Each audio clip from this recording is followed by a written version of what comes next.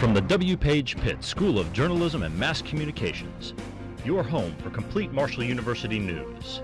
You're watching MU Report.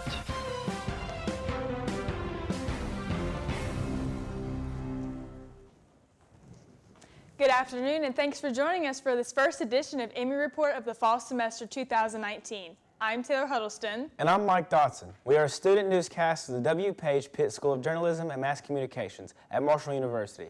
We air this broadcast not only on West Virginia Public Broadcasting, but also on YouTube. Now, onto our top story. Marshall says the incoming freshman class is slightly larger than previous semesters. That's important for many reasons. First, because the university says increasing enrollment is critical to the school's survival, and competition from other schools always makes that goal difficult. As Tierra Brown reports, those enrollment numbers come in spite of a tuition increase approved last spring. Filling up dorms are one of the small things that can make a large impact on some campuses, including Marshall University's. The campus has experienced an increase in enrollment in one specific area. But it's a huge positive for the university. It's still a small increase. It's probably going to be about 4% in the freshman class. But only having a year to really put that plan in place, I think that's a good start. Marshall University experienced a previous decline in freshman enrollment numbers. But university officials say that those numbers have increased due to changes made to campus events and buildings. And that was probably one of the biggest changes, was once they were on campus, we revamped our green and white days. And it turned out the entire university really bought into this revamped green and white day. The improvements that we have made within the organizations, staff here on campus, and within the buildings and everything like that, like our new student center, the food, I think it's really brought attention from other students and coming in to Marshall. Freshman students say they have noticed the new changes on campus, and helpful attitudes from upperclassmen and administrators make them feel at home. It doesn't feel like you're another face, even though there's so many people. I mean, even walking by us has been a lot. So many people here, you still feel like you're part of the family, if that makes sense. Though numbers of the increase are not yet confirmed, administrators say they anticipate a positive impact from the new freshman enrollment number. Tierra Brown, MU Report. As mentioned, Marshall's governing board reluctantly agreed to a 3.5% tuition increase, and that's why some were surprised by the jump in the new class. The board says it had to act.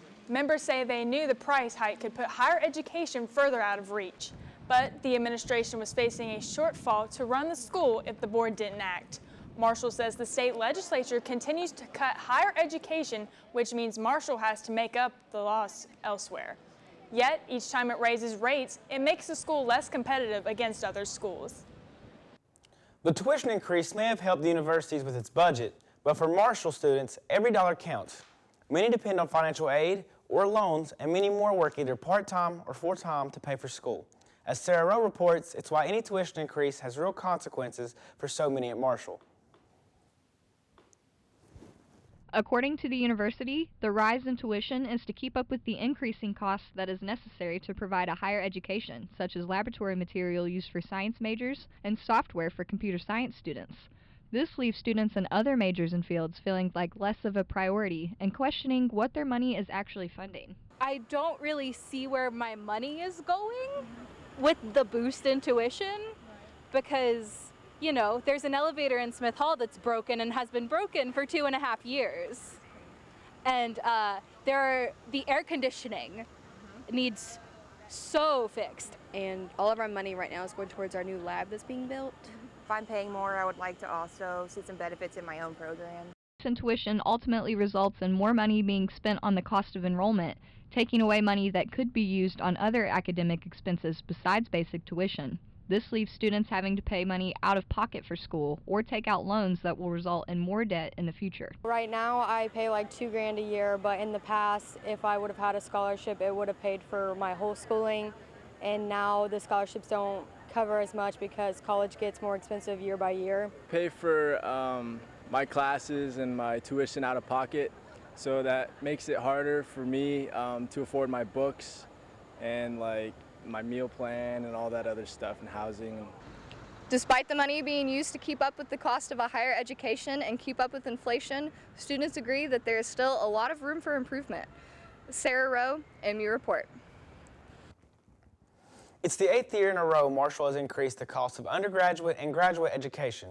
Administrators say they will return to the Capitol when the legislature meets in January to try and persuade lawmakers to stop the cutting. Those cuts in tax funding have shifted the cost of public universities away from the state and onto the students. Besides tuition, Marshall students also pay other expenses, the highest being room and board either on campus or off. But before they can even go to class, many have to pay to park. As Mackenzie Watson reports, the new school year started with the same complaints about a shortage of convenience spaces. Every year, Marshall University welcomes thousands of new students to our campus. And while many are eager to begin their time here at Marshall with best wishes for a great year, many cannot avoid the reality of the problems that are in the parking lots. Are there enough spaces? I live on campus. It sometimes is a little bit easier for me to get parking, but especially on the busier days, I'm not able to go out and run errands because I have to worry about, will I have parking when I get back? Will I not? Kelsey isn't alone in her thought of worry when coming back to campus, either after a long day of errands or as a commuter coming to campus for class. And residents of Marshall find it hard to believe that they're expected to find places to park on top of the already limited spaces for the residents themselves. Because like tonight, this will be like full, so I don't know where the commuters even park at. All the frustrated parking lot talk on campus isn't solely about the amount of parking spots available to students, but also about the cost of parking passes. $170 for a year surface pass and $270 for a year garage pass. When asked about if they felt the cost was fair, well, these two Marshall students were quick to react. No, I did not. I do not either. I think the price is worth it in the sense that you're not, most of the time you're guaranteed a spot, but I think for commuters it's a lot less worth it because they're getting here a lot later. Everyone's coming at once. They might not always have a spot. As a resident, I feel like it's worth it, but I do feel like the price is pretty extreme. All students agree that all these lots have something in common, and that's just not enough spaces. They're paying far too much for parking passes to see far few little spaces when they get to class in the mornings. There isn't enough parking on campus for the amount of passes that they give out. Surface lot passes are sold out for the year, and the garage passes remaining are limited. Mackenzie Watson, MU Report.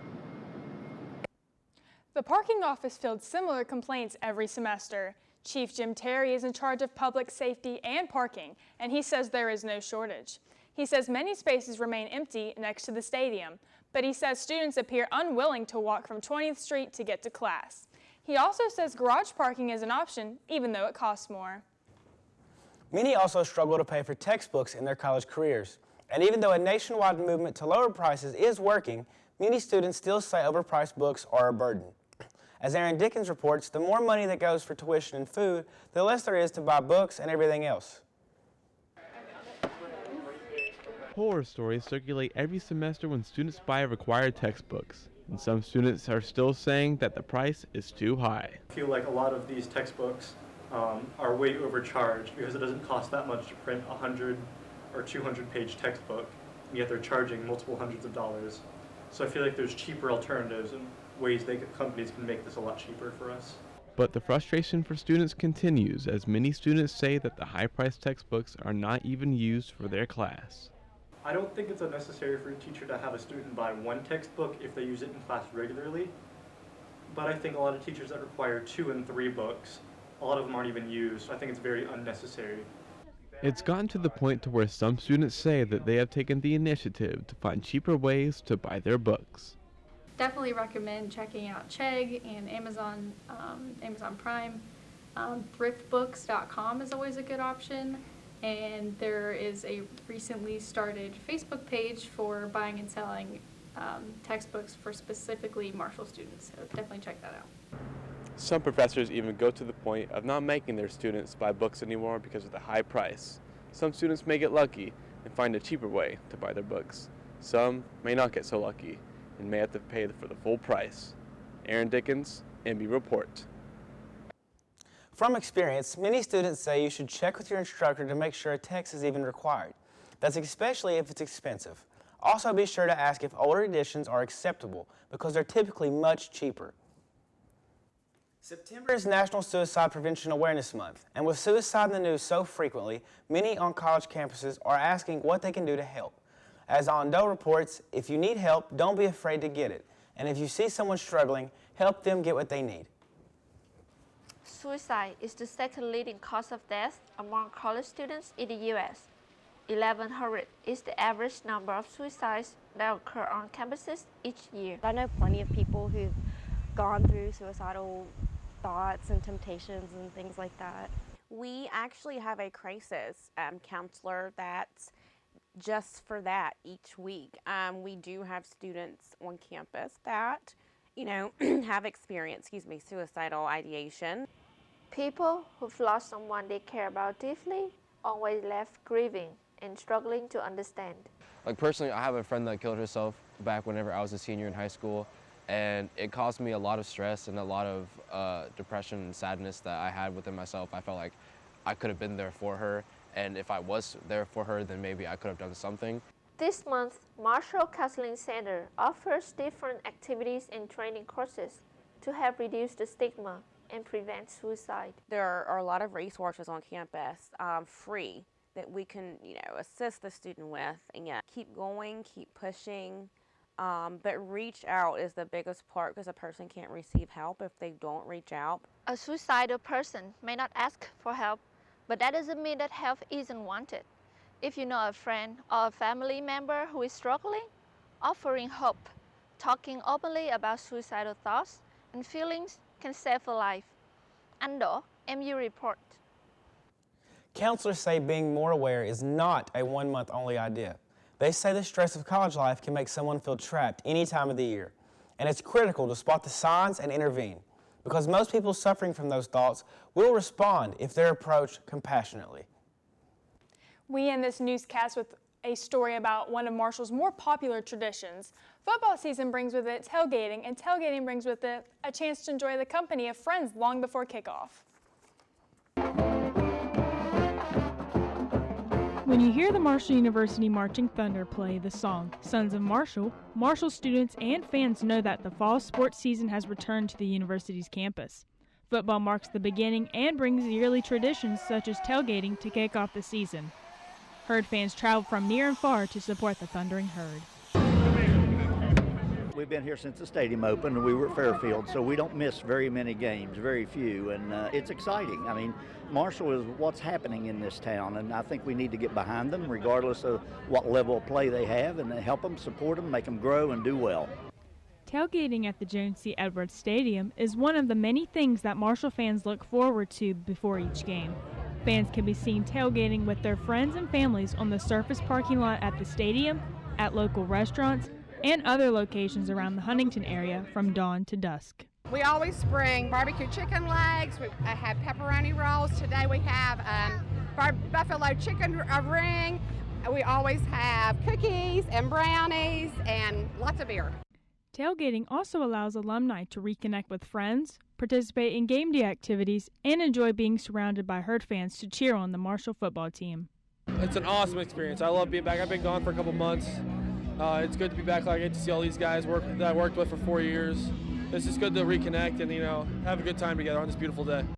With having 7 home football games this season, the stadium will be surrounded with loud supporters, food, and good memories to be made. Tailgating is just one of many ways that Herd fans prepare for each football game.